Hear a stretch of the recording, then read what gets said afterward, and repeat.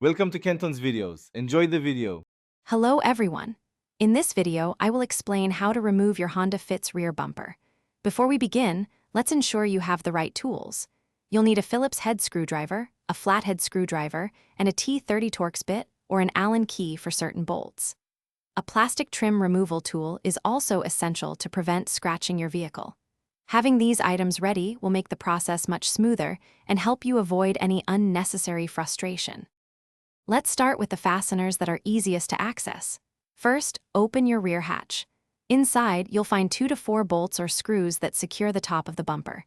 These typically require a T30 Torx bit or a 5mm Allen key.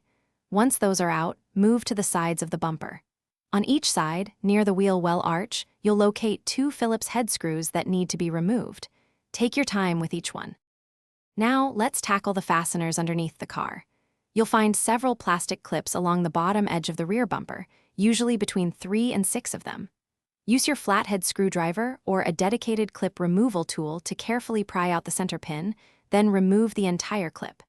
These can sometimes be a bit dirty, so be patient. Also, double-check the wheel well areas for any other hidden screws or clips that might be holding the bumper in place.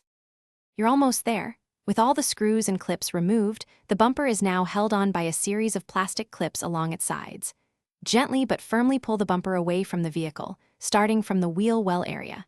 You'll hear a series of snaps as these clips release. Work your way along both sides towards the center. Having a friend help support the bumper as it comes off can prevent accidental drops or damage. Congratulations, your rear bumper is now removed. Thanks for watching. Consider subscribing if we helped you.